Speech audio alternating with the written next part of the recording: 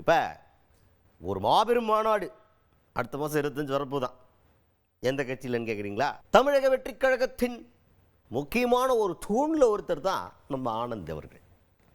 அவர் திடீர்னு பார்த்தா போலீஸ்கிட்ட போய் பர்மிஷனுக்கு போயிருக்கார். நாமக்கெல்லாம் ஒரே சாக்கு, என்ன திடீர்னு ஒரு போலீஸில் போய் என்ன பர்மிஷன் வாங்குறாரு அப்படின்னு கேட்டால் அவர் நான் சொல்கிறேன், அடுத்த மாதம் 25ஆம் தேதி ஒரு மாபெரும் மாநாடு நடத்த போகிறோம், அதுக்கான பர்மிஷனுக்கு தான் வந்திருக்கோம் அப்படின்னு சொன்னோன்னே நம்ம ஆளுங்க என்ன கேட்குறாங்கன்னா, சார் என்ன சார் மாநாடுன்றீங்க, எங்களுக்கு ஒரு செய்தி கூட கொடுக்கலையா, அப்போ எங்களுக்குலாம் சொல்லக்கூடாதுன்னு முடிவு பண்ணிட்டீங்களா நீங்கள் அப்படின்னு ஏதோ சொந்தக்காரங்க கொச்சிக்கிற மாதிரி நம்ம செய்தியாளர் பசங்க கொச்சினாங்க.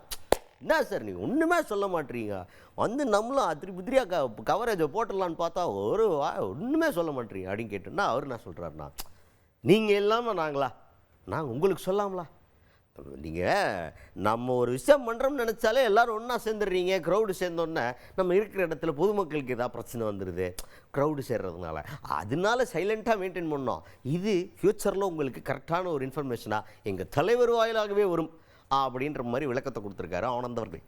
நீங்கள் எல்லாமையா எந்த தகவலுமே வர மாட்டேங்குது சார் எங்களுக்கு.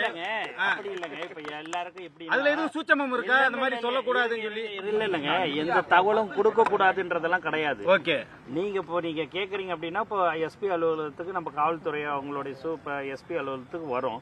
பாத்தீங்கன்னா நிறைய பேர் கும்பலா எல்லாருமே வந்துடுறதுனால அவங்களுக்கு டிஸ்டர்பன்ஸ் ஆகக்கூடாது, எல்லா இதுவான்றது தானே ஒழிய எதுவும் சொல்லக்கூடாது போகக்கூடாதுன்றதெல்லாம் கிடையாது. எதுவா இருந்தாலும் முறைப்படி எங்கள் தலைவர் அவர்கள் அறிவிப்பார்ன்றதுக்கோசம் தான் நாங்க